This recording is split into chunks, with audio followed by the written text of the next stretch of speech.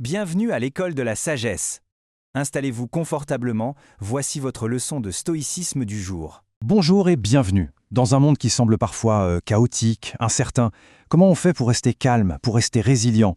Eh bien, une réponse se trouve peut-être dans une philosophie vieille de 2000 ans. Aujourd'hui, on va explorer ensemble les leçons clés du stoïcisme, des vrais outils concrets pour notre vie de tous les jours. Voilà la question qui va nous guider.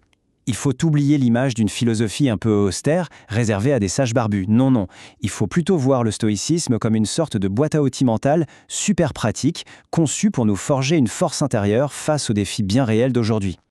Alors, par où on commence? Tout, absolument tout, repose sur un principe fondateur. C'est la pierre angulaire de toute la pensée stoïcienne. On peut dire que c'est la base de notre pyramide de la résilience. Ce qui est fascinant, c'est cette division. Elle est toute simple, mais elle change tout. D'un côté, ce sur quoi on a la main, nos opinions, nos choix, nos efforts, nos réactions. Et de l'autre, eh bien, tout le reste, les événements extérieurs, les actions des autres, le passé, notre réputation. Les stoïciens nous disent une chose, presque toute notre souffrance vient de notre tentative désespérée de contrôler la colonne de droite. Le vrai pouvoir, c'est de se concentrer uniquement sur la gauche.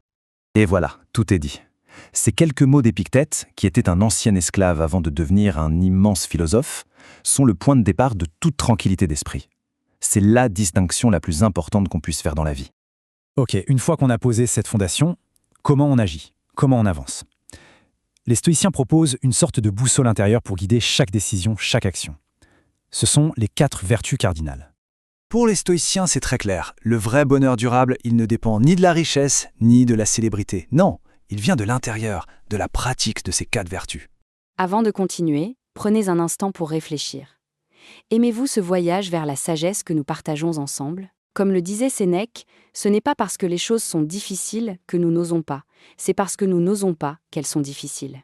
Osez manifester votre soutien en cliquant sur Like et abonnez-vous pour ne rien manquer de ces précieux enseignements. N'oubliez pas de laisser un commentaire. Votre voix compte, alors faites-la entendre et enrichissons ensemble notre quête de sagesse.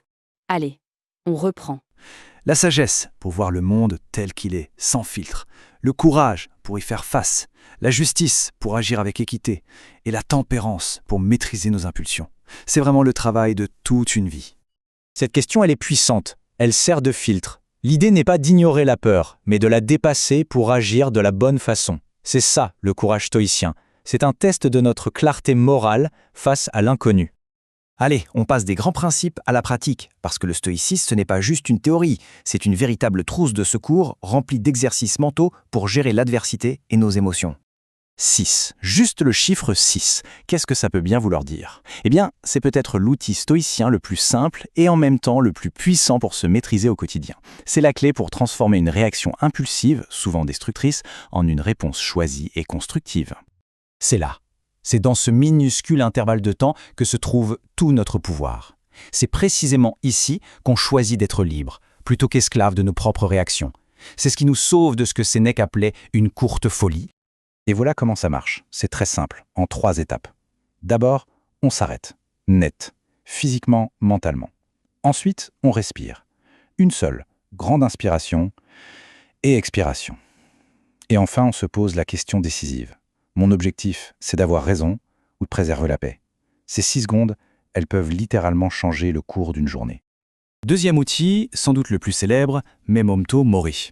Loin d'être morbide, c'est un filtre d'une puissance incroyable. Pourquoi? Parce que se rappeler que notre temps est compté nous force à évaluer ce qui compte vraiment. Ça efface les futilités, les petites rancœurs, les angoisses inutiles. Et il ne reste que l'essentiel. Cette citation, très moderne, montre à quel point cette vieille idée stoïcienne est toujours d'actualité. En réalisant que tout est temporaire, on se libère de la peur de perdre. Et on gagne la liberté de vivre, vraiment. Le 3e et dernier outil est un changement radical de perspective. Amor fati, aimer son destin. Attention, ça ne veut pas dire subir passivement. C'est accueillir activement tout ce qui arrive. Le bon, le mauvais, le difficile, et le voir comme une opportunité. C'est une sorte d'alchimie stoïcienne. L'obstacle devient le chemin. On arrive maintenant tout en haut de notre pyramide, à l'état d'esprit global qui relie toutes ces leçons, celui qui forge une résilience à toute épreuve. C'est ce qu'on appelle l'exercice de la perspective cosmique. Il s'agit de prendre mentalement de la hauteur, d'imaginer nos problèmes vus de l'espace, et tout d'un coup, ils retrouvent leur juste proportion. Ça ne les fait pas disparaître, bien sûr, mais ça nous libère de ce poids écrasant qu'on leur donne souvent. Et le point le plus important, c'est peut-être celui-ci. Le stoïcisme n'est pas une destination à atteindre, c'est une pratique de tous les instants. L'empereur Marc Aurèle lui-même, après des décennies à pratiquer, écrivait encore dans son journal sur ses propres colères, ses frustrations. Le but n'est pas la perfection, c'est le progrès. Juste un petit pas chaque jour. Cette phrase d'Épictète résume tout. C'est ça, l'état d'esprit résilient. Il ne s'agit pas de parler de philosophie, mais de la vivre, jour après jour, à travers de petites améliorations constantes. La vraie force, elle est là, dans ce processus. On va finir sur cette question comme une invitation à la réflexion. Si les obstacles deviennent le chemin, alors quelle est la voie qui se dessine devant nous aujourd'hui ? Chaque défi, chaque difficulté n'est pas une interruption de la vie, elle est la vie. C'est la matière première de notre propre parcours. Tous les enseignements de ces épisodes sont tirés du livre Le Manuel stoïcien du quotidien. Vous pouvez vous le procurer en cliquant sur le lien en description. Merci de nous avoir accompagnés dans cette leçon de sagesse. Rappelez-vous, vous ne contrôlez que vos actions et vos pensées. Mettez en pratique ce que vous avez appris et revenez bientôt pour la prochaine leçon. N'oubliez pas de liker, de vous abonner et de laisser un commentaire. À très bientôt à l'école de la sagesse.